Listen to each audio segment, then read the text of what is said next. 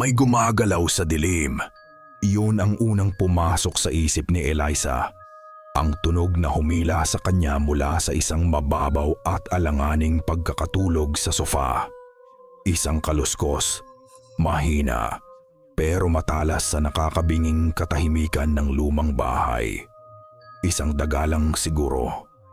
Sinubukan niyang ipikit muli ang kanyang mga mata. Hinahayaan ang sarili na lumubog pabalik sa pagod.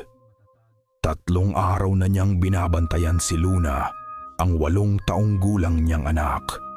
Mula nang dapuan ito ng isang mataas at kakaibang lagnat. Ngayong gabi lang bumaba ang temperatura nito. At ngayon lang din niya naramdaman ang bigat na parang bato sa kanyang mga talukap. Ngunit nandoon na naman ang kaluskos. Hindi ito tunog ng daga na naghahabulan sa pagitan ng mga pader. Hindi rin ito ang karaniwang langit-ngit ng lumang kahoy na tila bumubuntong hininga kapag lumalamig ang gabi. Iba ito, mas may direksyon, parang may kinakalkal, may nginunguya. At galing ito sa kwarto ni Luna. Dahan-dahan siyang bumangon. Bawat galaw ay maingat na parang magnanakaw sa sarili niyang pamamahay. Ang tanging ilaw ay mula sa siwang ng bintana. Isang manipis na hiwa ng liwanag ng buwan na nagbibigay hugis sa mga muwebles sa sala. Ginagawa silang mga natutulog na halimaw sa dilim. Habang naglalakad siya sa maikling pasilyo, nadaanan niya ang refrigerator. Nakadikit doon sa pamamagitan ng isang maliit na magnet ang isang drawing ni Luna, isang masayang pamilya. Siya ang asawa niyang si Marco at si Luna magkakahawak kamay sa ilalim ng isang malaking araw na may ngiti. Napahinto siya saglit. Isang mainit na kurot ang naramdaman niya sa kanyang dibdib. Ganoon dapat. Iyon ang normal. Iyon ang buhay na ipinaglalaban niya. Babalik din sila doon. Kailangan lang gumaling ni Luna. Pero ang kaluskos ay nagpatuloy. Mas malinaw na ngayon. At ang kurot sa kanyang dibdib ay biglang napalitan ng isang nanunuot na panlalamig. Nasa tapat na siya ng pinto ng kwarto ni Luna. Nakabukas ito ng bahagya. Isang guhit ng mas matinding dilim. Sumilip siya sa loob. Ang anino ng puno ng akasya sa labas ay gumuguhit ng mga gumagalaw na linya sa sahig. Parang mga payat na daliri. Tumingin siya sa kama. Walang laman. Maayos ang pagkakalukot ng kumot. Pero wala si Luna doon. Isang malamig na kamay ang tila humaplos sa kanyang batok. Napasinghap siya at biglang lumingon. Walang tao. Tanging ang malamig na hangin mula sa pasilyo. Luna, mahinang tawag niya. Ang boses niya ay nagsisimula ng manginig. Walang sagot. Itinulak niya ng dahan-dahan ang pinto. Isang mahinang langit-ngit ang tunog nito. Isang ingay na tila ginising ang buong bahay.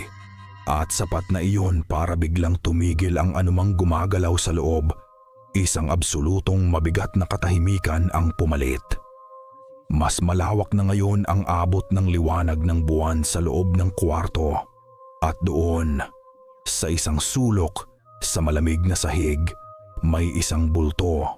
Nakaupo, nakatalikod sa kanya. Si Luna. Anak, halos pabulong na sabi ni Eliza. Ang takot ay gumagapang na sa kanyang lalamunan. Anong ginagawa mo dyan? Malamig sa sahig. Halika na. Bumalik ka na sa kama. Hindi gumalaw si Luna.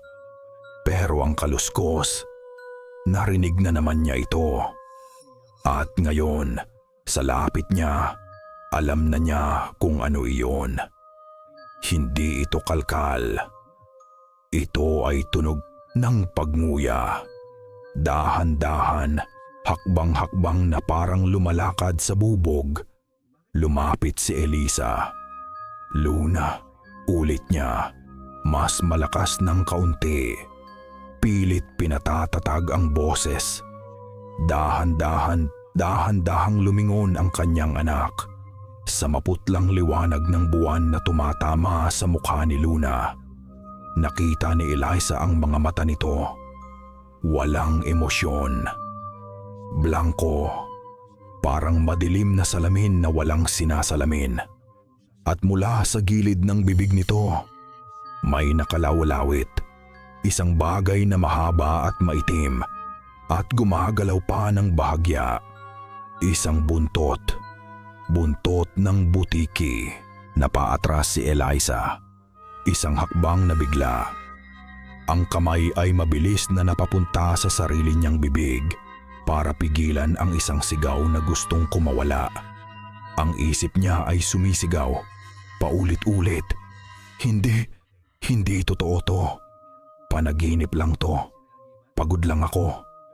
Pero hindi siya nagising. Nakatayo pa rin siya doon, parang isang estatwa, nakatingin sa kanyang anak na dahan-dahang isinubo ang huling piraso ng bagay na iyon. Narinig niya ang isang mahina, malutong na pag-crack, parang pagbali ng maliliit na buto sa pagitan ng mga ngipin. "Luna," sabi ni Eliza. Ang boses niya ay basag na at desperado. Ano yan? Anak, pakiusap, bitawan mo yan." Itinuro niya ang kanyang kamay, nanginginig, susubukang kunin ito. Pero bago pa man niya mahawakan ang kanyang anak, itinaas ni Luna ang kanyang tingin. At sa mga matang iyon, sa blankong tingin na iyon, may nakita si Eliza na hindi niya kailanman nakita dati. Isang bagay na hindi pamilyar. Isang bagay na malamig at gutom. Walang salitang lumabas sa bibig ni Luna. Bumuga lang ito ng hangin sa pagitan ng kanyang mga labi. At may naamoy si Eliza. Isang amoy na pamilyar pero lubhang mali sa loob ng isang kwarto. Amoy ng basang lupa. Amoy ng gubat pagkatapos ng malakas na ulan. Iyon na ang huli. Tumalikod si Eliza. Hindi patakbo, kundi paurong na lakad. Ang mga mata niya ay hindi maialis sa anyo ng kanyang anak na nakaupo pa rin sa sahig sa ilalim ng liwanag ng buwan. Isang hakbang, dalawang hakbang, hanggang sa marating niya ang pinto. Isinara niya ito ng walang tunog. Isinandal niya ang kanyang likod dito. Ang puso niya ay dumadagundong sa loob ng kanyang dibdib na parang isang kabayong nagwawala. Napahawak siya sa kanyang tiyan. Pakiramdam niya ay masusuka siya. Ang imahe ni Luna, ang blangko nitong mata, ang buntot, ang tunog, ang amoy, paulit-ulit, walang tigil na umikot sa kanyang isipan. Hindi ito lagnat. Hindi ito ordinaryong sakit. Ito ay isang bagay na iba. Isang bagay na hindi niya maintindihan. Isang bagay na kinatatakutan niya ng higit sa kamatayan. Nanginginig ang mga kamay niya habang kinakapa ang cellphone sa kanyang bulsa. Halos hindi niya ito mahawakan ng maayos. Sa liwanag ng screen, nahanap niya ang isang pangalan na matagal na niyang hindi tinatawagan. Isang pangalan na iniwasan niya dahil sa mga paniniwalang ayaw niyang tanggapin. Pero ngayon, wala na siyang ibang pagpipilian. Wala na siyang ibang malalapitan. Pinindot niya ang call button. Nagring ito. 1, 2, 3. Hello? Isang inaantok, magaspang na boses ng matanda ang sumagot mula sa kabilang linya. Napatakip si Eliza sa kanyang bibig. Pinipigilan ang isang hikbi. Sa wakas, lumabas ang mga salita, basag at puno ng takot. "Lola," huminga siya ng malalim. "Tulong, si Luna." Ang mga oras na sumunod sa tawag na iyon ay ang pinakamahaba sa buhay ni Eliza. Hindi na siya bumalik sa sofa. Nanatili siyang nakaupo sa sahig ng pasilyo, nakasandal sa pader, nakatanaw sa nakasaradong pinto ng kwarto ni Luna. Bawat anino ay tila gumagalaw, bawat alitaptap ng hangin ay parang isang bulong. Nang magsimulang magliwanag sa labas, doon lang lumabas ng kanilang silid si Marco. Kinukusot ang mga mata. "Mahal, anong ginagawa mo dyan?" Tumayo si Eliza. Ang mga kasukasuan ay tumutunog sa pagod. "May nangyari, Marco. Isang masamang nangyari." Sinubukan niyang ipaliwanag ang paggising niya, ang kaluskos ang nakita niya sa sahig. Habang nagsasalita siya, nakita niya ang pagbabago sa mukha ng asawa niya. Mula sa pag-aalala, naging pagkalito at sa huli, pagtanggi.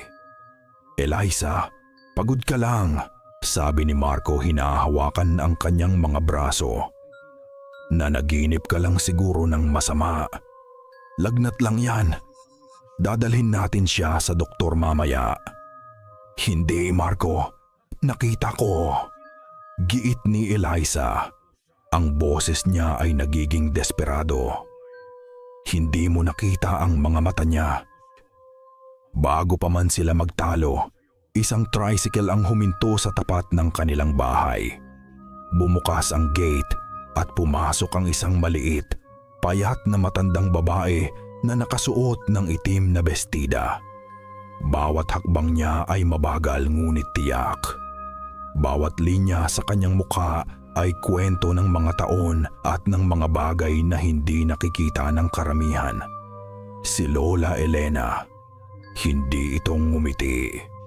Hindi ito bumati. Dumiretso lang ito ng tingin kay Eliza. At sa mga matang iyon, nakita ni Eliza ang isang pag-unawa na higit pa sa anumang salita. "Nasaan siya?" Iyon lang ang sinabi ng matanda. Ang boses ay magaspang na parang tuyong dahon. Tinuro ni Eliza ang kwarto ni Luna. Naglakad si Lola Elena at sumunod si Eliza. Iniwan si Marco na naiwang nakatayo sa sala. Bakas sa mukha ang pagtutol. Pagbukas ng pinto, nakita nila si Luna. Nakaupo sa kama, nakatingin sa kawalan. Normal. Mukha siyang normal na bata na kagigising lang. Pero hindi normal ang pakiramdam sa loob ng silid. Malamig, masyadong malamig. Masyadong hindi. Di lumapit si Lola Elena kay Luna. Sa halip, ang mga mata nito ay naglibot sa kwarto. Huminto ito sa isang maliit na mesa sa tabi ng bintana. At doon nakapatong ang isang bagay na dinala ni Eliza mula sa lumang bahay ng kanyang mga magulang. Isang lumang music box na yari sa kahoy, may mga marka ng sunog sa gilid. "Saan mo nakuha to?" tanong ni Lola Elena. Pero hindi niya hinintay ang sagot. Dahan-dahan niyang iniangat ang kanyang kamay at hinawakan ang ibabaw ng kahon.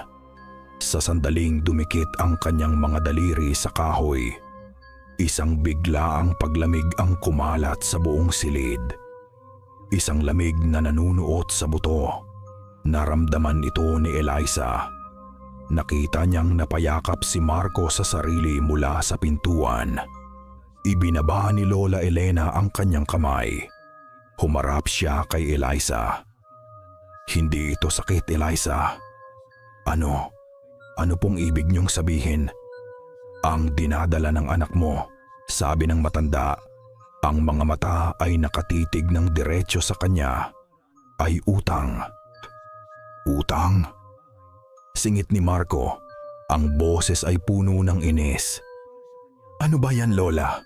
Tinatakot niyo lang si Eliza. Kailangan ng bata ng doktor, hindi ng kung ano-anong pamahiin." Hindi pinansin ni Lola Elena si Marco. Isang sumpa, pagpapatuloy niya. Nakatingin pa rin kay Eliza. Isang kaluluwang hindi matahimik na naniningil ng isang lumang utang. At ang kahon na yan ang kanyang pinto. At mula sa bibig ng matanda, may lumabas na mga salitang hindi pamilyar kay Eliza. Parang hangin, parang ugat ng kahoy, parang dasal na mas matanda pa sa simbahan. Isang orasyon na nagpanginig sa hangin. "Hindi!" sigaw ni Marco. "Tama na. Wala akong pakialam sa mga kwento nyo.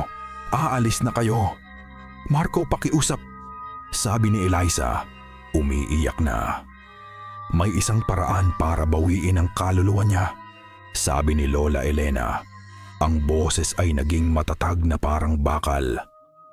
"Pero mapanganib at kailangan ng matinding pananampalataya." "Anong paraan?" tanong ni Eliza, kumakapit sa huling hibla ng pag-asa. "Isang pagsisiyam," sagot ng matanda. "Siyam na gabi ng pagdarasal, siyam na gabi ng pakikipaglaban. Babakuran natin ang bahay na to. Tatawagin natin pabalik ang iyong anak. Pero sa bawat gabi, lalakas din ang kanyang paglaban." "Kalokohan," sabi ni Marco. "Hindi ako papayag sa kabaliwan na to." Tumingin si Eliza mula sa galit na mukha ng kanyang asawa patungo sa seryosong mukha ng kanyang lola. Isang doktor o isang lumang ritual, isang paliwanag na madaling intindihin, o ang katotohanan ng nakakatakot na kanyang nasaksihan kagabi. Naalala niya ang mga blangkong mata, ang amoy ng lupa. Nagawa na niya ang kanyang desisyon. "Gagawin ko," sabi niya. Ang boses ay nanginginig pero buo. "Gagawin ko po, Lola. Kahit ano." Tumingin si Lola Elena sa kanya. Sa unang pagkakataon, nakita ni Eliza ang bahagyang paglambot sa mga mata nito. Hinawakan ng matanda ang kanyang pisngi. Ang balat nito ay tuyo at magaspang, pero ang haplos nito ay puno ng isang bigat at init na hindi niya naramdaman sa loob ng maraming taon. "Kahit kailan, hindi ka nag-iisa, apo," bulong nito. Umiling si Marco, puno ng pagkadismaya, at mabilis na lumabas ng silid. Nang gabing iyon, tinawag siya ni Lola Elena sa bodega sa likod ng bahay. Sa gitna ng mga lumang gamit, may isang baul na kahoy na hindi pamilyar kay Eliza. Nang buksan ito ng kanyang lola, isang amoy ang kumalat sa hangin. Amoy ng mga tuyong dahon, ng dagat at ng lupa. Puno ito ng mga kandilang puti, malalaking pakete ng magaspang na asin, mga bigkis ng iba't ibang uri ng halaman at dahon, at sa ilalim ng lahat, isang luma, madilim na rosaryo na yari sa kahoy. "Mamayang gabi," sabi ni Lola Elena, "magsisimula tayo." Sumapit ang gabi na parang isang itim na kumot, mas mabigat at mas malamig kaysa karaniwan. Sa sala, doon mismo sa tapat ng pasilyo patungo sa kwarto ni Luna, iginuhit ni Lola Elena ang isang malaking bilog sa sahig gamit ang magaspang na asin. Sa loob ng bilog, inilagay niya ang 4 na puting kandila sa bawat direksyon. At sa gitna, isang maliit na platitong metal kung saan nagsusunog siya ng pinaghalong mga tuyong dahon. Ang usok nito ay mabango ngunit may kakaibang bigat, pumupuno sa hangin at tila dumidikit sa balat. Si Luna ay pinatulog nila ng maaga. Tahimik lang itong sumunod, walang kibo, ang mga mata ay blanko pa rin. "Dito tayo sa loob," utos ni Lola Elena kay Eliza. "Anuman ang marinig mo, anuman ang makita mo sa labas ng bilog na ito, huwag kang aalis. Huwag kang bibitaw sa pagdarasal." Tumango si Eliza. Ang puso niya ay tumitibok kasabay ng pag-iisang tinig ng mga kuliglig sa labas. Naupo sila sa sahig, Sa loob ng bilog na asin, magkaharap. Sinimulan nilang magdasal. Ang boses ni Lola Elena ay matatag at malalim, habang ang kay Eliza ay isang nanginginig na bulong. Sa kabilang kwarto, sa likod ng nakasaradong pinto, naririnig nila ang mga yabag ni Marco. Hindi mapakali. Bumubukas, sumasara ang mga kabinet. Isang senyales ng kanyang pagtutol at pagkabalisa. Lumipas ang halos kalahating oras. Ang tanging maririnig ay ang kanilang mga dasal at ang mahinang pagpitik ng mga sinusunog na dahon. Nagsimulang isipin ni Eliza na baka mali sila, na baka wala namang mangyari. At doon ito nagsimula. Tok, isang tunog. Napahinto sa pagdarasal si Eliza. Tok, mula sa direksyon ng kwarto ni Luna. Tok, 3 beses, malakas, mabagal at may kakaibang bigat. Parang hindi buko ng kamay ang ginamit. Parang isang bato na ibinabagsak sa kahoy. Napatingin si Eliza kay Lola Elena. Nanlalaki ang mga mata. Pero ang kanyang lola ay nakapikit pa rin. Mas lumakas lang ang pagbigkas sa mga salita ng dasal. Lola, simula ni Eliza, huwag kang bibitaw, mariing sabi ng matanda. Hindi iminumulat ang mga mata. Tok, tok, tok. Nandoon na naman. Mas malakas ngayon, parang nayayanig ang sahig sa bawat katok. Alam ni Eliza na imposible iyon. Silang 3 lang ang nasa bahay at si Marco ay nasa kabilang silid. Biglang bumukas ang pinto ng kwarto nila Marco. Ano yan? Sigaw niya mula sa dilim. Anong ingay yan? Itigil niyo na tong kalokohan niyo. Tok, tok, tok. Hindi sila sumagot. Ang tanging sagot ay ang 3 serye ng pagkatok, pinakamalakas sa lahat, na tila gustong wasakin ang pinto ni Luna.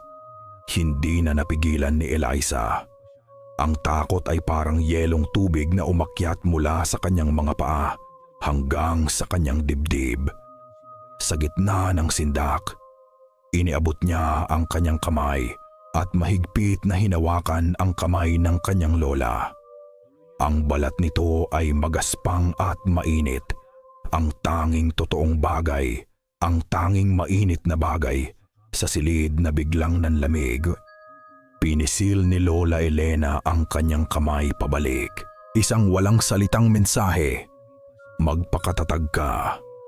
At pagkatapos, kasing bilis ng pagsisimula nito, tumigil. Isang nakakabinging katahimikan ang pumalit. Wala nang katok, wala nang sigaw mula kay Marco. Tanging ang paghinga nilang dalawa at ang pagpitik ng apoy sa kandila. Nakahinga ng maluwag si Eliza, pero hindi pa niya binibitawan ang kamay ng kanyang lola. Tumingin siya sa nakasaradong pinto ng kwarto ni Luna. Naghihintay, nakikiramdam. Lumipas ang 1 minuto. 2. Nagsimula na siyang maniwala na tapos na. At doon niya ito narinig. Hindi isang katok, isang bulong napakahina na parang sinulid ng hangin na gumapang sa siwang sa ilalim ng pinto ng kwarto ni Luna. Isang boses na tuyo at parang galing sa ilalim ng lupa. Tinatawag nito ang isang pangalan, pero hindi Eliza. Isay? Hindi. Kinabukasan, sinubukan ni Eliza na magpanggap na normal ang lahat. Isang desperadong pagtatangka na bawiin ang kanilang buhay mula sa dilim na unti-unting lumalamon dito. Nagluto siya ng paboritong sopas ni Luna, mainit at mabango, at dinala ito sa kwarto ng bata. Nakaupo si Luna sa gilid ng kama. Ang mga paa ay hindi umaabot sa sahig. Ang mga kamay ay nasa ibabaw ng kanyang mga tuhod. Isang perpektong larawan ng isang masunuring bata. kung hindi lang dahil sa mga mata niyang blangko. "Anak, kain ka na," sabi ni Elisa. Ang boses ay pilit pinapasaya. "Sopas, paborito mo." Kinuha ni Luna ang kutsara. Ang bawat galaw ay mekanikal. Walang buhay, sumusubo, ngumunguya, lumulunok, paulit-ulit. Habang pinapanood siya ni Elisa, parang dinudurog ang kanyang puso. Hinahanap niya sa mukha ng anak ang kahit katiting na kislap, ang dating Luna. At sa isang saglit, ito ay di. Sa kalagitnaan ng pagsusubo, huminto si Luna. Tumingin ito sa kanya. At sa unang pagkakataon sa loob ng maraming araw, ngumiti ito. Isang tunay na ngiti. Bahagya lang. Pero nandoon, "Nanay," bulong nito. Ang boses ay mahina. Sa isang iglap, bumalik lahat ng pag-asa kay Eliza. Niyakap niya ang kanyang anak, mahigpit. "Nandito lang si nanay, anak. Hindi kita iiwan." Pero kasing bilis ng pagdating nito, nawala rin ang kislap, bumalik ang blangkong titig. Itinuloy ni Luna ang pagkain na parang walang nangyari. Naiwan si Eliza na nakayakap pa rin. Ang mga luha ay tumutulo na sa kanyang pisngi. Isang halo ng panandali ang saya at mas malalim na kalungkutan. Ang maliit na sandaling iyon ang naging kalasag niya habang papalapit na naman ang gabi. Ngunit ngayon, mas mabigat ang tensyon. Alam na niya na hindi lang katahimikan ang kalaban nila. May boses, may talino. Nang muling sindihan ni Lola Elena ang mga kandila sa loob ng bilog na asin, mas mahigpit ang kapit ni Eliza sa kanyang rosaryo. Ang pangalang binulong kagabi ay paulit-ulit na tumatakbo sa kanyang isipan. Isay, walang ibang tumatawag sa kanya niyon. Tanging ang kanyang mga yumaong magulang lang noong bata pa siya, noong ang mundo ay simple pa. Paano nalaman ng bagay na iyon, ang pangalang iyon? Sinimulan nila ang pagdarasal. Mas mabilis, mas desperado. Tila isang karera laban sa isang bagay na hindi nila nakikita.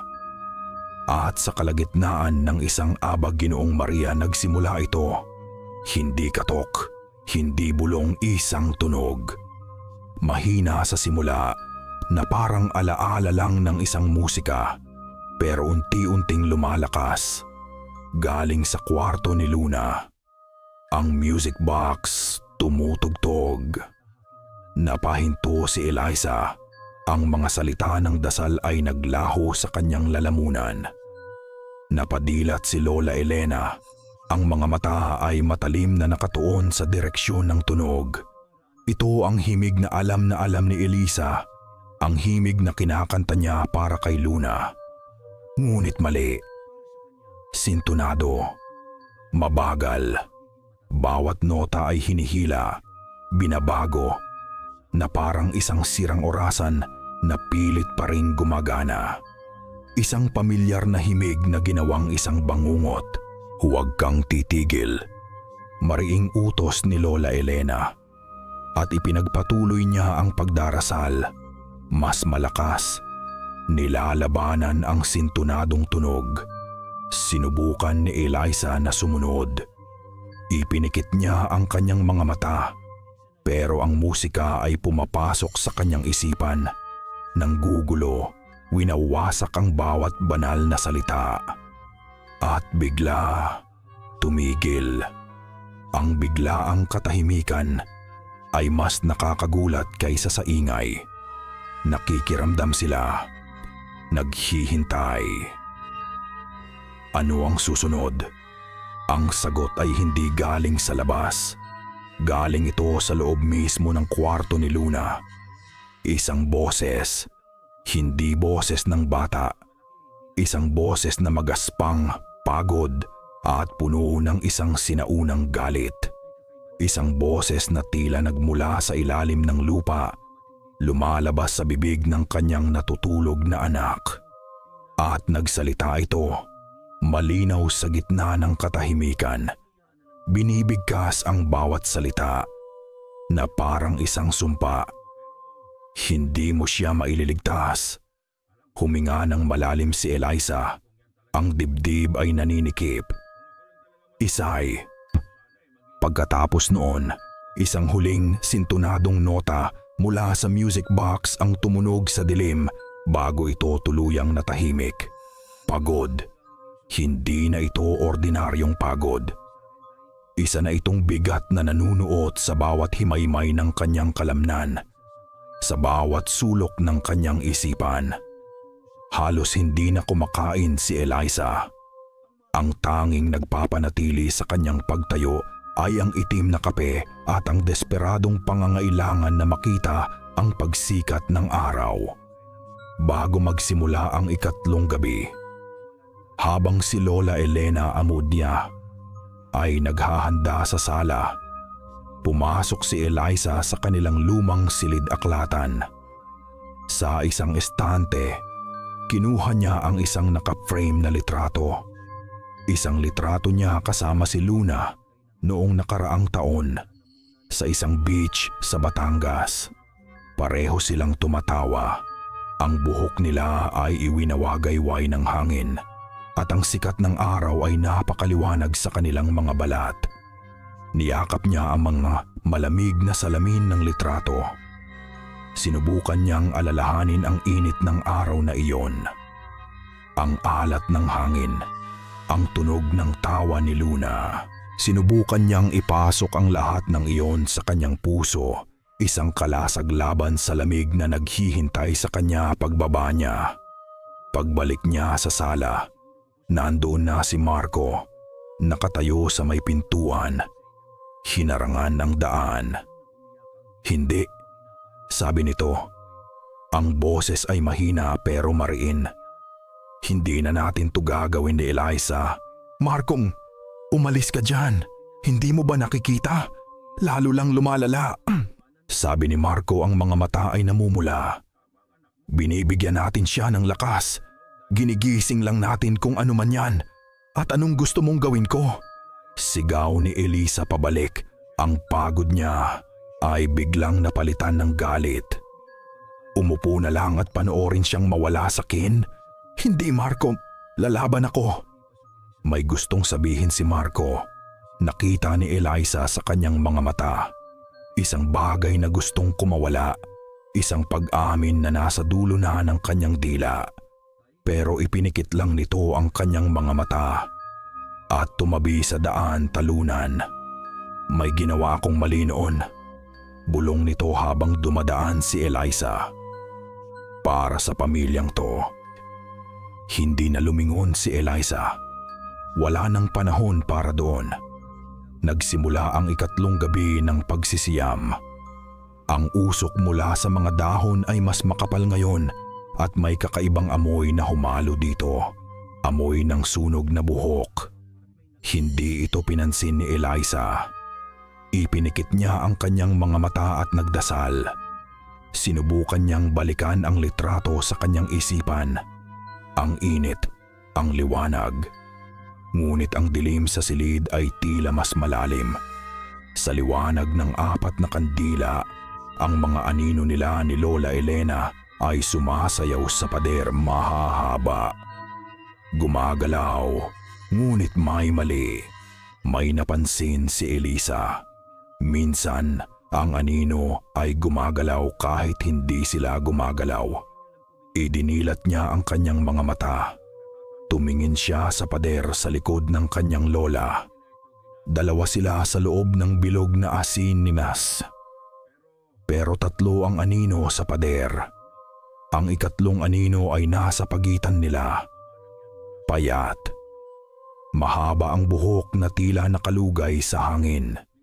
At ang galaw nito ay kakaiba. Hindi umaayon sa kumpas ng apoy ng kandila. para itong sumasayaw, isang mabagal, nakakakilabot na sayaw. Sa himig ng sintunadong music box na tumutugtog lamang sa loob ng kanyang isipan, napahawak si Eliza sa kanyang bibig. Ang dasal ay natigil sa kanyang lalamunan. Nakita rin ito ni Lola Elena. Hindi ito natinag. Sa halip, lalo pa nitong nilakasan ang pagdarasal. Ang bawat salita ay parang isang armas laban sa aninong iyon. Ngunit ang anino ay hindi natakot. Nagpatuloy ito sa kanyang tahimik na sayaw. At dahan-dahan, itinaas nito ang isa sa kanyang mga payat na kamay. Itinutok nito ang kamay sa pader na pinagsasayawan nito. Napanood ni Eliza, parang sa isang masamang panaginip, ang anino ng kamay na iyon na dahan-dahang dumikit sa pader. At sa sandaling iyon, narinig niya ang isang mahinang pagsitsyit. Parang tunog ng isang basang bagay na napadikit sa mainit na bakal, sa mismong lugar kung saan nakadikit ang anino ng kamay. Sa totoong pader, isang marka ang biglang lumitaw. Itim, hugis kamay ng tao at umuusok pa ng bahagya. Nag-iiwan ng amoy ng nasusunog na pintura at lumang kahoy. Napasinghap ng malakas si Eliza. At sa wakas, isang sigaw ang kumawala mula sa kanya. Isang sigaw na matagal nang gustong lumabas. Isang sigaw ng purong, hindi na matatagong sindak. Ang anino sa pader ay nanatili doon. Ang kamay nito ay nakalapat pa rin.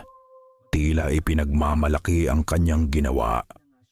Isang patunay. Isang pirma. Hindi na ito isang boses lang. Hindi na ito isang tunog. Mayroon na itong anyo at kayanan nitong manakit. Hindi na nakatulog si Eliza. Paano ka matutulog kung sa tuwing ipipikit mo ang iyong mga mata, ang nakikita mo lang ay isang anino na may nakataas na kamay at isang marka ng sunog na dahan-dahang lumilitaw sa pader ng iyong tahanan? Ang marka ay nandoon pa rin kinaumagahan. Isang itim, pangit na paalala. Sinubukan itong kuskusin ni Marco gamit ang basahan, pero parang nakaukit na ito sa pintura. Isang peklat sa mismong puso ng kanilang bahay. Alam ni Eliza na hindi na sapat ang pagdarasal lang. Ang kalaban nila ay may pinanggagalingan. Isang kwento, isang dahilan. At kailangan niyang malaman kung ano iyon. Habang natutulog si Luna sa kanyang silid at si Lola Elena ay nagpapahinga, pumunta si Eliza sa bodega. Ang amoy ng alikabok at lumang papel ay sumalubong sa kanya. Dito nakatago ang lahat ng hindi na ginagamit, lahat ng nakalimutan na. Dito itinatago ang mga sikreto. Natagpuan niya ang isang lumang baul ng kanyang lolo Isko na matagal nang pumanaw. Sa ilalim ng mga lumang damit na inuud na at mga barahang luma, nandoon ang hinahanap niya. Isang maliit, leather-bound na diary. Dinala niya ito sa kusina. Sa unang liwanag ng umaga, nagtimpla siya ng kape. Ang pamilyar na tunog ng kumukulong tubig, ang amoy ng kape, ito ang tanging normal na bagay na nagawa niya sa loob ng ilang araw. Isang maliit na ritual ng katahimikan bago bumagsak ang kanyang mundo. Umupo siya sa mesa at binuklat ang diary. Ang mga pahina ay marupok na sa katandaan at ang sulat kamay ng kanyang lolo ay halos hindi na mabasa. Ngunit nagtiyaga siya at doon niya nabasa ang lahat. Ang mga salita ay tumalon mula sa pahina at sumampal sa kanya. Ang lupain ng mga Romero, kasunduan sa ilalim ng mesa, sa pilitang pinaalis.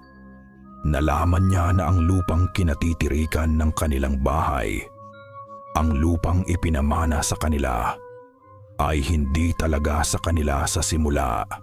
Ito ay pag-aari ng isang pamilyang Romero. At may isang pangalan na paulit-ulit na binanggit. Amalia, ang nag-iisang anak ng mga Romero, isang dalagitang mahilig sa musika. Ayon sa diary, matapos mapaalis ang pamilya, nabalitaan na lang nila na si Amalia ay namatay sa isang misteryosong sunog sa lumang eskwelahan. Ang tanging na-recover mula sa kanyang mga gamit ay isang kahoy na music box. Nabitawan ni Eliza ang tasa. Nagkalat ang itim na kape sa sahig na parang dugo. Hinarap niya si Lola Elena sa sala. Hawak niya ang diary na parang isang kutsilyo. "Bakit hindi niyo sinabi sa akin?" tanong ni Eliza. Ang boses ay nanginginig sa pinaghalong sakit at galit. "Alam niyo to. Alam niyo ang lahat." Tumingin si Lola Elena sa diary, pagkatapos ay sa kanyang apo. Wala nang bakas ng pagtatago sa kanyang mga mata. Tanging isang malalim na pagod. "Dahil gusto kitang protektahan," sabi ng matanda. "Protektahan? Lola, ang anak ko ang nasa panganib dahil sa isang sikretong hindi niyo sinabi. Iyon ang ating kasalanan." Mahinang sabi ni Lola Elena, ang bawat salita ay mabigat. "Ang kasalanan ng pamilyang ito.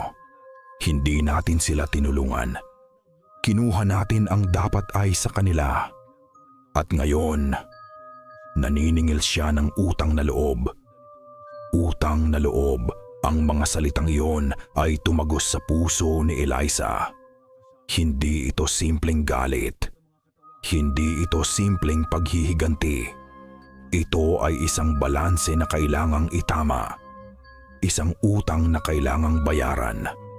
Nang gabing iyon, sa ika-4 na gabi ng ritual, iba na ang pakiramdam sa silid. Mas mabigat. Ang hangin ay puno ng katotohanang ngayong alam na nila.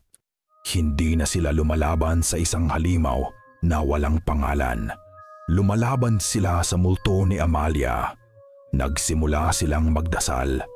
Ngunit sa pagkakataong ito, narinig ni Eliza ang isang tunog. Isang patak. Tumingala siya sa kisame. Walang butas. Hindi umuulan. Tik. Isa pang patak. Hindi ito tunog ng ordinaryong tubig. Bawat patak ay may kasamang isang mahinang bulong. Halos hindi marinig. Tsk, kasalanan. Tsk, sa akin. Tsk, ang lupa. Napapikit si Eliza. Sinusubukang isara ang kanyang pandinig. Ngunit ang tunog ay lumalakas. Mas mabilis ang pagpatak. Ang mga bulong ay nagiging mas malinaw. At bigla, pff, namatay ang isang kandila. Pff, ang pangalawa. Pff, ang pangatlo. Bago pa man sila makagalaw, ang huling kandila ay namatay din. Nilamon ng dilim. Isang kumpletong absolutong kadiliman ang bumalot sa kanila. Hindi na makita ni Eliza ang kanyang lola. Hindi na niya makita ang sarili niyang mga kamay. Ang tanging naririnig niya ay ang tibok ng kanyang puso. At ang huling patak ng tubig na bumagsak sa sahig sa tabi niya. At sa kanyang tainga mismo, isang malamig na hininga ang kanyang naramdaman. Isang bulong na malinaw pa sa kristal, puno ng lahat ng sakit at galit sa mundo. Bayad, huminga ito ng malalim sa tabi niya. Sa utang. Nang magising si Eliza kinabukasan, ang unang napansin niya ay ang kanyang lola. Nakaupo si Lola Elena sa isang silya sa kusina, nakatingin sa labas. Pero ang tingin nito ay malayo. Mas pumayat ito sa loob ng isang gabi. Mas lumalim ang mga guhit sa kanyang mukha. Ang lakas na nakita ni Eliza sa kanya noong unang araw ay unti-unti nang nauubos, na parang isang kandilang malapit nang maubos. Natalo sila kagabi. Alam iyon ni Eliza. Hindi sila pisikal na nasaktan, pero sa loob, sa kaluluwa, naramdaman niya ang pagkatalo. Bago magsimula ang ikalimang gabi, pumasok si Eliza sa kwarto ni Luna. Natutulog ito ng mahimbing. Ang paghinga ay malalim at kalmado. Sa liwanag ng ilaw sa pasilyo, mukha siyang anghel. Mukha siyang normal, mukha siyang si Luna. Naupo si Eliza sa gilid ng kama at hinaplos ang buhok ng kanyang anak. Mainit. Buhay. Ito ang totoong laban.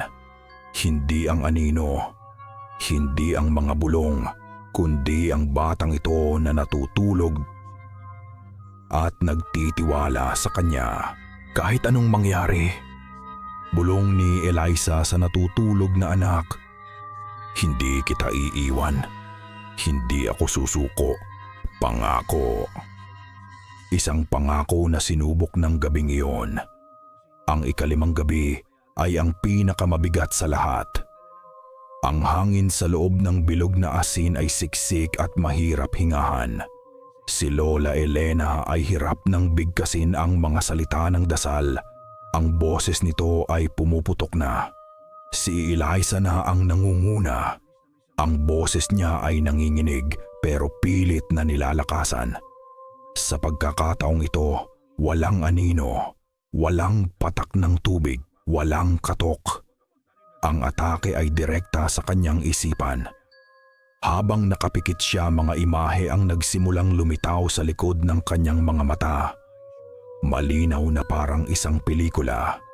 Una, isang pangitain ng liwanag. Nakita niya ang sarili, si Marco at si Luna tumatakbo sa isang dalampasigan.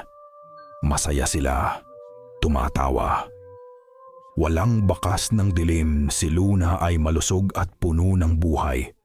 Isang boses ang bumulong sa kanyang isipan. Isang boses na matamis at mapangakit. Itigil mo na to, Eliza, at ito ang mapapasa inyo. Kalimutan mo na ang nakaraan. Mabuhay ka na lang para sa hinaharap. Tukso, napakabigat na tukso. Ang kailangan niya lang gawin ay tumayo o sirain ang bilog na asin at tapusin na ang lahat. Ngunit pinikit niya ang kanyang mga mata ng mas mahigpit at nagdasal ng mas malakas, Tubam Tamad. Pilit na iwinawaksi ang imahe at ang imahe ay nagbago. Ang maliwanag na dalampasigan ay nagdilim. Ang langit ay naging kulay abo. Tumingin siya kay Luna at nakita niyang nasusunog ang damit nito. Sumisigaw ito sa sakit, tinatawag ang kanyang pangalan. Nanay, tulong! Ipagpatuloy mo. Bulong ng boses, hindi na matamis kundi puno na ng panunuya. At ito ang kanyang kahihinatnan. Ikaw ang susunog sa kanya. Napahikbi si Eliza. Ang mga imahe ay napakatotoo. Ang sakit, yang takot. Nararamdaman niya ang lahat. Napatingin siya kay Lola Elena, naghahanap ng tulong, pero nakita niyang ang kanyang lola ay nakayuko na. Hinahabol ang hininga. Nag-iisa na siya sa labang ito. Hindi. Bulong ni Eliza sa sarili. Hindi totoo yan. Panlilin lang yan. Ngunit ang pinakamasakit na atake ay ang huli. Isang tunog na halos kinalimutan na niya. Ang pagtawa ng isang bata. Ang tawa ni Luna. Malakas at masaya na parang naglalaro lang ito sa labas ng bilog na asin. Nanay, laro tayo! Sabi ng boses ni Luna. Napakalapit. Idinilat ni Eliza ang kanyang mga mata. Sa labas ng bilog na asin, sa dilim ng sala, may nakita siyang isang maliit na anyo na tumatakbo-takbo. Hindi niya maaninag ang mukha, pero alam niya kung sino yon. Luna. Ang anyo ay huminto at humarap sa kanya.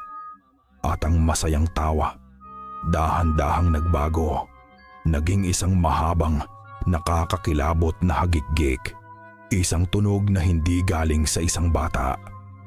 Napaatras si Eliza, napasandal sa likod ng kanyang lola. At mula sa dilim, ang boses ni Amalia ay nagsalita. Gamit ang anyo ng kanyang anak. Kalmado. Simple. Na parang isang alok sa isang negosyo. Pagod ka na, Eliza. Nakikita ko, kaya bibigyan kita ng isang madaling paraan para matapos to. May katahimian. Isang kaluluwa para sa isang kaluluwa. Ang anyo sa dilim ay dahan-dahang itinaas ang kanyang kamay at itinuro ang direksyon ng kwarto nila ni Marco. Ibigay mo sa akin ang asawa mo. Natapos ang ikalimang gabi, ngunit ang alok ni Amalia ay nanatili sa hangin. Isang lason na humalo sa bawat paghinga ni Eliza. Kinabukasan, hindi niya magawang tingnan si Marco. Bawat sulyap niya sa asawa ay may kasamang tanong. Ikaw ba? Ikaw ba ang kabayaran? Naramdaman ito ni Marco. Ang bigat ng hindi sinasabi. Ang pader ng yelo na biglang itinayo ni Eliza sa pagitan nila. Sa buong araw ng ika-6 na araw, hindi siya mapakali. Palakad-lakad, nanginginig ang mga kamay. Bago magsimula ang ritual para sa ika-6 na gabi, hindi na nakatiis si Marco. Hinarap niya si Eliza sa kusina. Eliza, kausapin mo ko. Pakiusap niya. Ang boses ay basag. Alam kong galit ka. Alam kong may kasalanan ako. Pero pakiusap. Tumingin si Eliza sa kanya. Ang mga mata ay pagod at malamig. Ano ang kasalanan mo, Marco? Yung hindi ka naniniwala? O may iba pa? Katahimikan. May iba pa, di ba? Pagpapatuloy ni Eliza, ang boses ay dahan-dahang tumataas. Narinig kita. May ginawa akong mali noon. Ano yon, Marco? Sabihin mo sa akin ang totoo. Doon na bumigay si Marco. Ang lahat ng lakas na pinilit niyang ipakita sa loob ng mga nakaraang araw ay gumuho. Napasandal siya sa pader at ang mga luha na matagal na niyang pinipigilan ay bumuhos na parang isang sirang dam. Hikbi niya. Oo, may kasalanan ako. At sa gitna ng kanyang mga pag-iyak, habang ang dilim ng ika-6 na gabi ay nagsisimula ng bumalot sa kanilang bahay, ikinuwento niya ang lahat. Naalala mo ba? Simula niya, noong sanggol pa lang si Luna, yung nagkasakit siya, yung lagnat na hindi maipaliwanag ng mga doktor. Tumango si Eliza. Paano niya makakalimutan? Mga linggo sa ospital, ang takot sa bawat pagbaba ng timbang ng kanyang anak. Halos mamatay siya, Eliza. Sabi ng doktor, wala na silang magawa. Ang boses ni Marco ay naging isang bulong ng isang taong inaalala ang isang bangungot.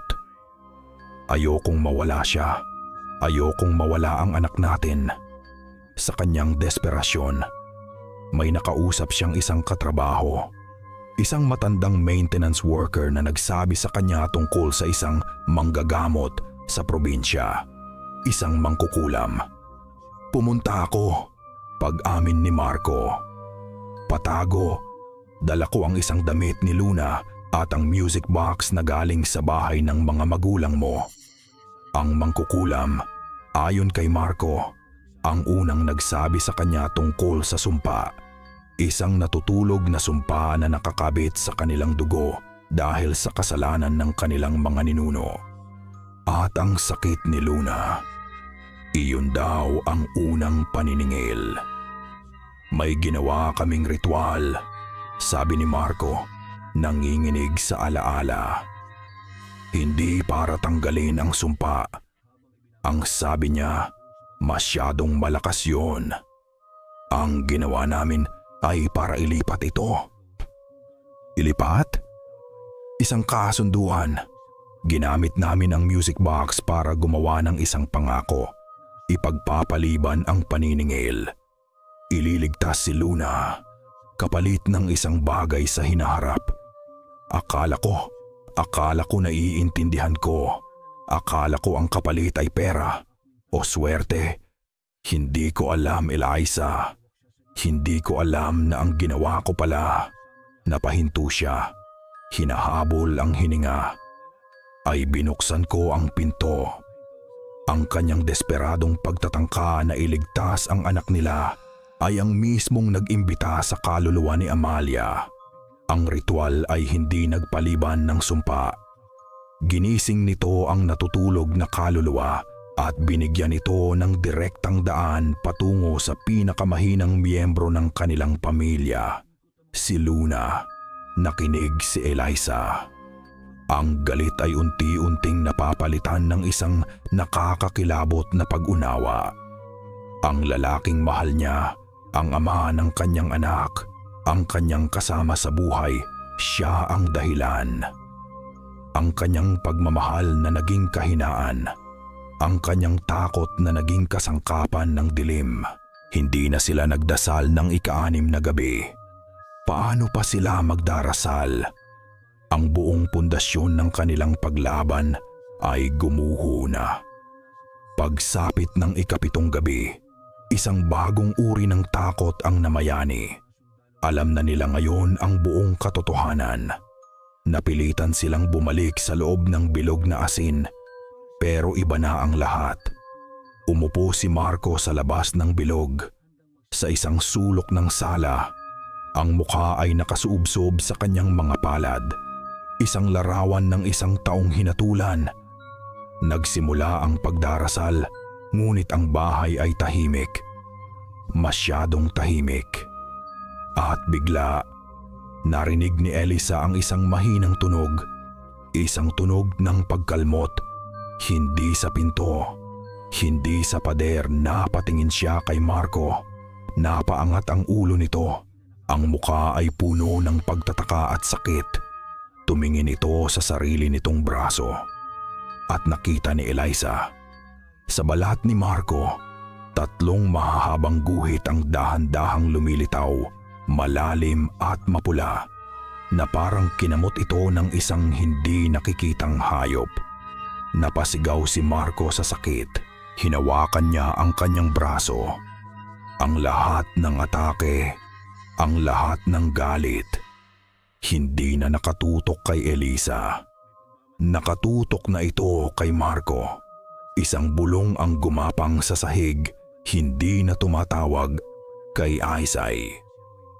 Marco, oras na para magbayad. Ang sumunod na araw ay isang mahabang, malabong panaginip ng pagkawasak. Ikinulong ni Marco ang sarili sa kanilang silid. Hindi na ito lumabas. Minsan, naririnig ni Eliza ang mga mahihinang ungol mula sa loob. Minsan naman ay mga salitang walang saysay na ibinubulong nito sa sarili. Nilalagnat ito ng mataas. At ang mga galos sa kanyang braso ay namaga at nangingitim. Isa siyang taong hinahabol ng sarili niyang multo. At wala nang magawa si Eliza para sa kanya. Si Lola Elena naman ay tuluyan ng nanghina. Nakahiga na lang ito sa isang lumang sopa sa sala. Ang paghinga ay mababaw. Sinubukan nitong magsalita, magbigay ng payo para sa gabing darating. Pero ang lumalabas na lang sa bibig nito ay mga putol-putol na salita. Ang pangalan, ang puso. Ipinikit na lang nito ang mga mata. Isang luha ang gumulong sa gilid at natulog dala ng matinding pagod. Alam ni Eliza ang ibig sabihin nito. Nag-iisa na siya. Siya na lang ang tatayo sa pagitan ng kanyang anak at ng dilim. Pagsapit ng 8 gabi, ang katahimikan sa bahay ay mas nakakatakot kaysa sa mga sigaw at kalabog ng mga nakaraang gabi. Isa itong nakakabinging katahimikan na parang ang buong bahay ay nagpipigil ng hininga, naghihintay. Pumasok si Eliza sa loob ng bilog na asin. Ang mga binti ay nanginginig. Inilagay niya ang rosaryo sa kanyang harapan at sinindihan ang mga kandila. Ang liwanag ng mga ito ay tila mas mahina ngayon. Ang anino niya sa pader ay parang isang nag-iisang sundalo sa gitna ng malawak na kadiliman. Sinimulan niyang magdasal. Ngunit walang sumagot, walang anino, walang tunog, walang malamig na hangin. Tanging ang katahimikan. At sa gitna ng katahimikang iyon, isang boses ang nagsimulang magsalita sa loob ng kanyang isipan. Hindi ito boses ni Amalia. Hindi boses ng matanda. Boses niya. Ang sarili niyang boses. Kasalanan mo to. Bulong ng boses sa isip niya. Gamit ang sarili niyang tono. Sarili niyang pagdududa. Kung hindi mo lang dinala ang music box sa bahay na to, sana tahimik pa rin ang lahat. Hindi. Bulong ni Eliza sa sarili. Umiiling. Kasalanan ng pamilya mo. Pagpapatuloy ng boses. Magnanakaw. At ang dugo nila ay dugo mo. Kaya sa huli, kasalanan mo. Ipinikit niya ang kanyang mga mata, pero mas lumilinaw lang ang boses. Bawat takot niya, bawat pagsisisi, bawat piraso ng kanyang pagkakasala ay kinukuha nito at ibinabalik sa kanya na parang lason. Tingnan mo si Marco. Sinubukan kanyang pigilan, pero hindi ka nakinig. Ngayon, nagbabayad siya para sa katigasan ng ulo mo. Tingnan mo ang lola mo. Hinila mo siya sa gulo na to. Ngayon, unti-unti mo siyang pinapatay. At si Luna, doon na napahikbi si Eliza. Sinusubukan mo siyang iligtas, pero bawat dasal mo, lalo mo lang siyang itinutulak palayo sa iyo. Ikaw ang nagiging dahilan ng kanyang paghihirap. Tama na. Pagmamakaawa niya sa hangin, sa sarili. Sa isang sulok ng sala, may isang salamin na nakasabit sa pader. Sa gitna ng kanyang pag-iyak, napatingin siya doon. Nakita niya ang kanyang refleksyon sa liwanag ng kandila. Nakita niya ang isang babaeng wasak. Ang buhok ay gulo. Ang mga mata ay namumugto. Ang mukha ay basang-basa sa luha. Isang larawan ng pagkatalo. Ngunit habang tinititigan niya ang refleksyon, may iba siyang nakita.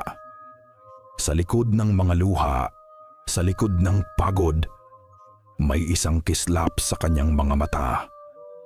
Isang kislap na hindi pa niya nakita dati. Ito ay hindi kislap ng takot.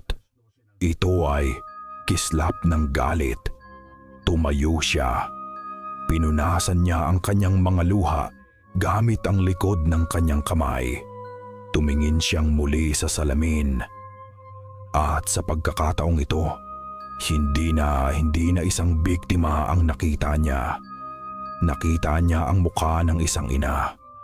Ang mukha ng isang mandirigma na naisahan at nasaktan, pero hindi pa tapos lumaban. Hindi, sabi niya. Hindi na isang bulong, kundi isang salitang matigas at buo. Ang boses niya ay umalingaw-ngaw sa tahimik na sala. Hindi ko kasalanan. Tumingin siya sa direksyon ng kwarto ni Luna. Hindi ko siya isusuko. At sa sandaling iyon, ang katahimikan ay nabasag. Ang pinto ng kwarto ni Luna ay dahan-dahang bumukas ng walang tunog. Sa siwang ng pinto, Isang maliit na anyo ang lumitaw. Nakatayo lang ito, nababalot ng dilim. Si Luna. Dahan-dahan itong humakbang palabas. Ang mga paa ay walang ingay na tumatapak sa sahig na kahoy. Huminto ito sa tapat mismo ng bilog na asin. Itinaas nito ang kanyang ulo. At sa liwanag ng kandila, nakita ni Elisa ang mga mata ng kanyang anak. Hindi na ito blangko. Ang mga ito ay puno ng isang kadilimang malalim pa sa gabi. Ang buong iris nito ay itim na parang dalawang walang hanggang balon. At sa mukha ng kanyang anak, isang nangngiti ang dahan-dahang gumuhit. Isang nangngiti na hindi para sa isang bata. Malamig, matalino, at puno ng tagumpay. Bukas, sabi ito nitong. Ang boses ay pinaghalong boses ni Luna at ang magaspang na boses ni Amalia. Tapos na tayo, nanay. Ang ikasyam na gabi ay dumating hindi na parang isang kumot, kundi parang isang bagyo.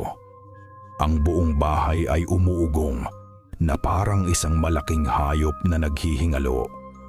Ang mga bintana ay kumakalampag sa kanilang mga hamba kahit walang hangin sa labas. Ang mga pinto ng cabinet sa kusina ay bumubukas at sumasara ng kusa. Lumilikha ng isang magulong ritmo ng pagkawasak. Ang sahig na kahoy ay lumalangit-ngit sa ilalim ng mga paa ni Eliza na parang may isang hindi nakikitang bigat na gumagalaw sa paligid. Nakatayo si Eliza sa gitna ng sala, sa labas ng nasira ng bilog na asin. Sa isang sulok, si Lola Elena ay gising, nakatingin sa kanya. Ang mga mata ay puno ng takot ngunit may bahid din ng pag-unawa. Sa kabilang dulo nakasandal sa pader si Marco, ang anino ng isang lalaking basag na.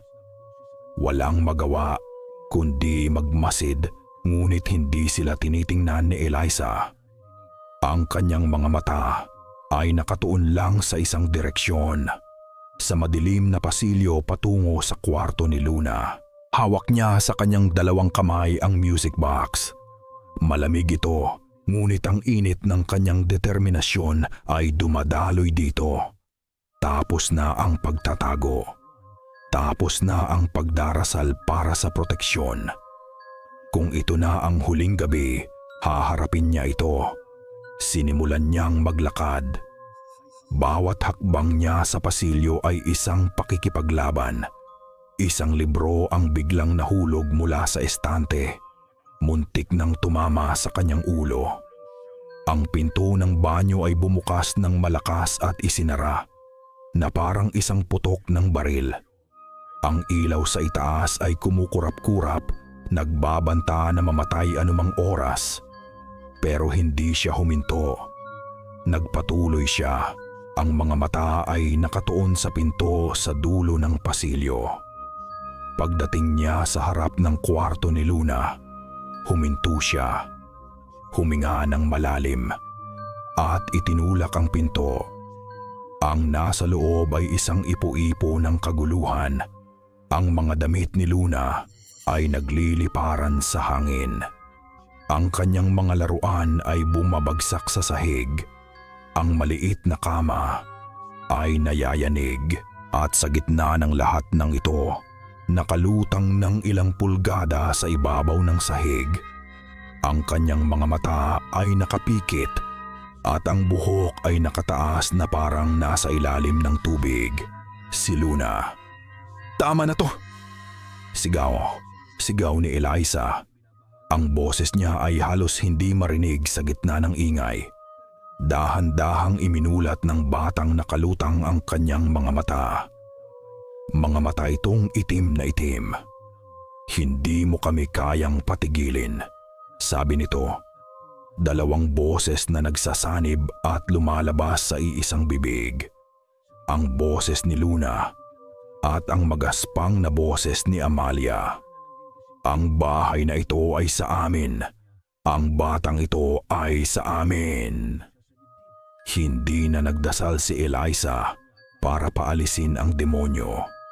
Sa halip, nagsalita siya sa kaluluwang nasa loob nito.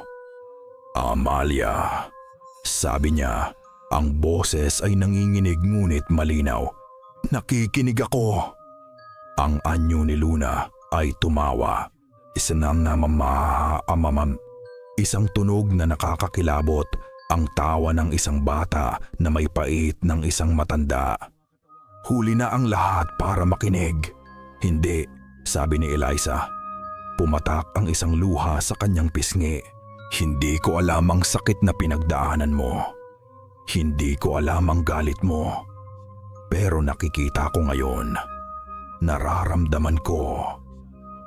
Sa gitna ng kaguluhan, sa gitna ng mga nagliliparang gamit, ipinikit ni Eliza ang kanyang mga mata. At nagsimula siyang kumanta, isang oyayi. Ang kantang lagi niyang kinakanta para kay Luna noong sanggol pa ito para makatulog. Mahina, nanginginig, puno ng pagmamahal. "Tulog na, bunso ko." Sa isang iglap, ang hangin ay tila huminto. Ang mga damit ay dahan-dahang bumagsak sa sahig. Ang pagyanig ng kama ay humina. Ang nanay ay narito. Ang boses ni Eliza lang ang naririnig sa buong kwarto.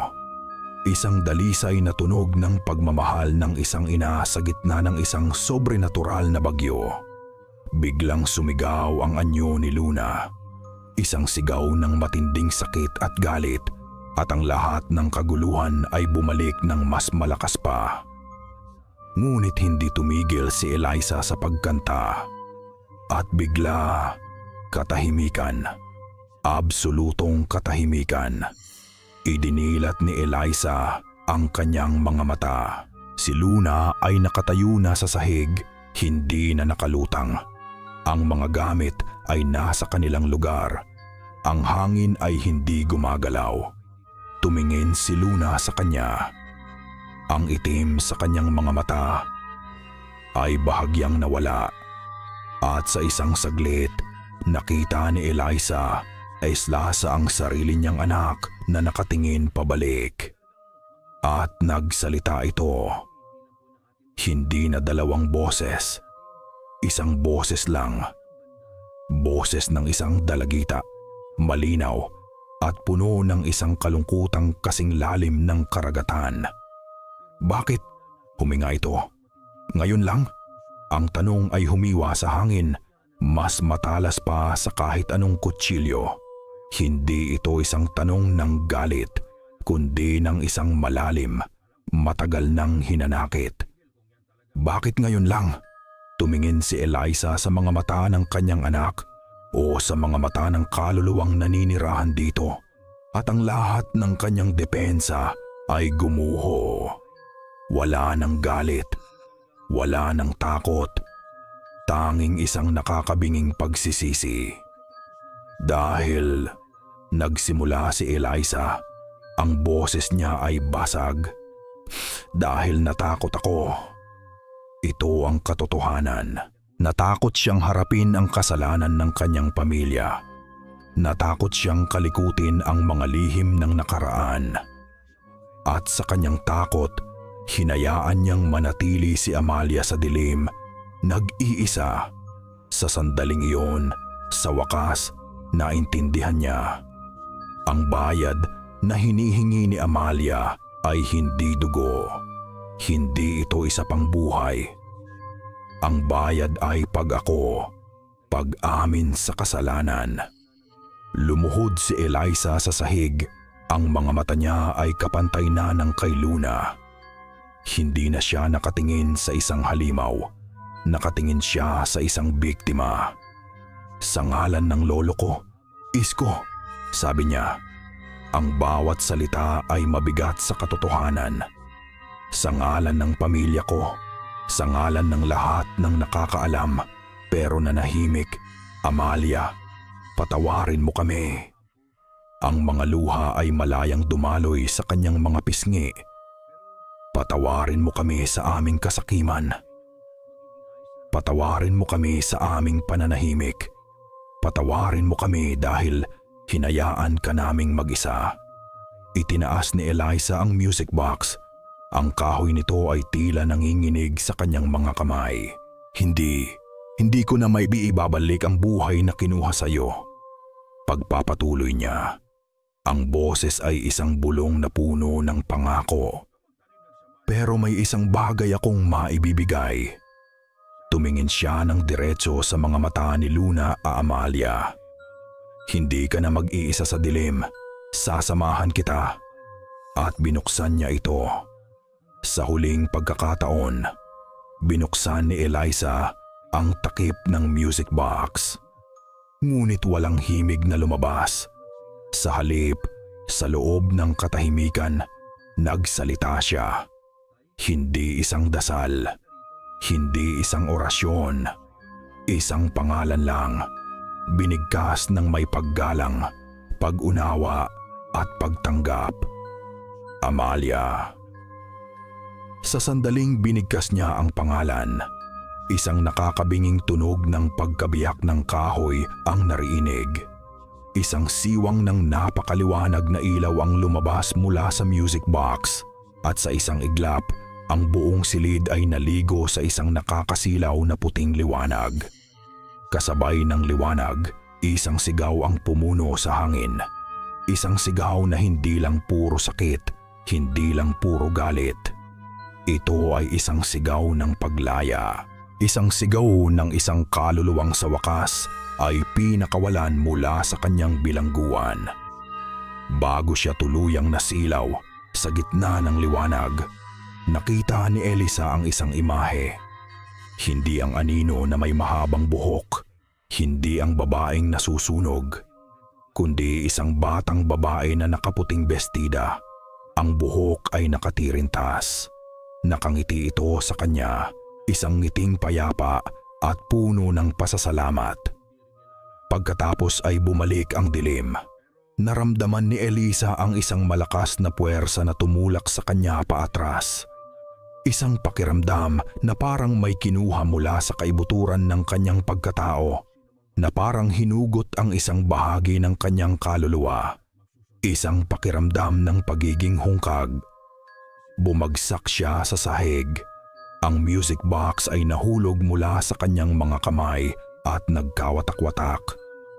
Ang huli niyang nakita bago siya lamunin ng kadiliman ay ang mukha ng kanyang anak. Ang mga mata ni Luna, wala na ang itim. Bumalik na ang dating kulay nito. At mula sa mga matang iyon, mga totoong luha ang dumaloy. Bumagsak si Eliza, walang malay, sa katahimikan ng kwartong winasak at binuo muli. Isang maliit na boses ang umiiyak. At sa una ng pagkakataon sa loob ng napakaraming linggo, isang salita ang kanyang tinawag, isang salitang puno ng takot, pagkalito at paghahanap. Nanay. Ang unang nagising sa kamalayan ni Eliza ay isang tunog. Isang mahina, paulit-ulit na beep. Sinundan ito ng isang amoy. Amoy ng alkohol at gamot. Idinilat niya ang kanyang mga mata. Ang liwanag ay puti at nakakasilaw. Ang kisame ay puti, ang kumot na nakabalot sa kanya ay puti. Nasa ospital siya. Dahan-dahan niyang iginalaw ang kanyang ulo. Nakakabit sa kanyang braso ang isang IV drip. At sa isang upuan sa tabi ng kanyang kama, mahimbing na natutulog. Ang ulo ay nakasandal sa gilid ng kutsyon, si Luna. Ang buhok nito ay nakakalat sa kanyang mukha. Ang paghinga nito ay payapa. Ang mga pisngi nito ay may kulay na ulit. Walang bakas ng dilim, walang bakas ng lagnat. Tanging ang mukha ng kanyang anak. Isang mainit na agos ng ginhawa ang dumaloy sa buong katawan ni Eliza. Mas mabisa pa sa kahit anong gamot na nasa IV bag. Tapos na. Totoong tapos na. Gising ka na, Apo. Napalingon si Elisa. Nakatayo sa may pintuan si Lola Elena. May dala itong isang maliit na bayong ng prutas. Mukha pa rin itong pagod, ngunit ang mabigat na anino sa kanyang mga mata ay naglaho na. Si Marco? Iyon ang unang tanong ni Eliza. Ang nangngiti sa labi ni Lola Elena ay bahagyang nawala. Umalis siya, sabi nito ng mahina. Umalis? Kagabi, pagkatapos mong mawalan ng malay, nag-iwan siya ng sulat. Inabot ni Lola Elena ang isang nakatuping papel. Nanginginig ang mga kamay ni Eliza habang binubuksan ito. Ang sulat kamay ni Marco ay magulo. Bakas ang pagmamadali at panginginig. Eliza, patawad. Alam kong walang kapatawaran ang ginawa ko. Ako ang nagbukas ng pinto. Ako ang dapat magbayad. Huwag mo kong hanapin. Hahanapin ko ang sarili kong paraan para itama ang mga bagay. Mahalin mo si Luna para sa ating dalawa. Marco, nakatitig lang si Eliza sa papel. Walang luha. Tanging isang pakiramdam ng pagiging hungkag. Isang katahimikan na naiwan ng bagyo. Nang hapong iyon, pinayagan na silang umuwi. Ang bahay ay tahimik, masyadong tahimik. Ang marka ng kamay sa pader ay nandoon pa rin. Ngunit parang nawalan na ito ng kapangyarihan. Isa na lang itong peklat, isang paalala. Bago matulog, niyakap ni Luna si Eliza ng napakahigpit. Ibinulong nito ang mga salitang matagal nang gustong marinig ni Eliza. I missed you, Nanay. Niyakap ni Eliza pabalik ang kanyang anak. Nilalasap ang init at bigat nito sa kanyang mga braso. Ngunit habang nakayakap siya, pababa at pumamadam. Napatingin siya sa salamin sa loob ng kwarto at sa isang iglap sa ibabaw ng kanyang balikat sa refleksyon. May nakita siyang isang anino. Ang anino ng isang babae na may mahabang buhok nakatayo sa likuran niya. Napapikit siya ng mariin at muling tumingin. Wala ng anino. Tanging ang refleksyon nilang mag-ina. Guni-guni lang, sabi niya sa sarili. Pagod lang ako. Pero sa kaibuturan ng kanyang puso, alam niya ang ibig sabihin ng kanyang pangako. Sasamahan kita. Hindi na mag-iisa si Amalia sa dilim at hindi na rin siya mag-iisa. Ang hangin ng syudad ay maingay at puno ng buhay. Isang malaking pagkakaiba sa nakakabinging katahimikan ng lumang bahay sa probinsya. Sa isang maliit, maliwanag na apartment, ang tunog ng tawanan ay pumupuno sa kusina. Nagluluto ng hapunan sina Eliza at isang 9 na taong gulang na si Luna. Masaya sila, payapa, isang larawan ng normalidad na pinaghirapan nilang mabuti. Hindi na nila binalikan ang lumang bahay. Hindi na nila narinig kung ano ang nangyari kay Marco. Nagsimula sila muli, silang dalawa lang, gabi. Matapos basahan ng kwento si Luna, hinalikan ni Eliza ang kanyang noo. Good night, anak. I love you. I love you too, Nanay. Sagot ni Luna. Ang mga mata ay unti-unti nang pumipikit. Nang akmang tatayo na si Eliza para patayin ang ilaw sa tabi ng kama, may kinuha si Luna mula sa ilalim ng kanyang unan. Isang maliit, kahoy na bagay. Hindi ito ang lumang music box. Ito ay isang bago, maliit na kahon na binili nila sa isang antique shop. Isang bagay na walang kwento, walang sumpa. Ngunit nang buksan ito ni Luna, isang pamilyar, sintonadong himig ang tumugtog sa katahimikan ng gabi. Napahinto si Eliza. Ang kanyang likod ay nanigas. Dahan-dahan siyang lumingon. Nakangiti si Luna sa kanya, isang ngiting inosente at dalisay. "Para hindi ka malungkot, nanay," bulong ng bata. "Para may kasama ka, palagi." Itinuro ni Luna ang isang sulok ng madilim na kwarto. Walang nakikita si Eliza doon. Tanging dilim. Ngunit alam niyang mayroon ni Pam. Ngumiti si Eliza pabalik sa kanyang anak. Isang ngiting may bahid ng kalungkutan na tanging siya lang ang nakakaala. Isinara niya ang music box. Humiga siya sa tabi ni Luna at niyakap ito. "Oh, anak," bulong niya sa dilim. "Hindi na ako nag-iisa." At sa katahimikan, habang magkayakap ang mag-ina, ang sintunadong himig ay tila nanatili sa hangin. Isang pangakong tinupad.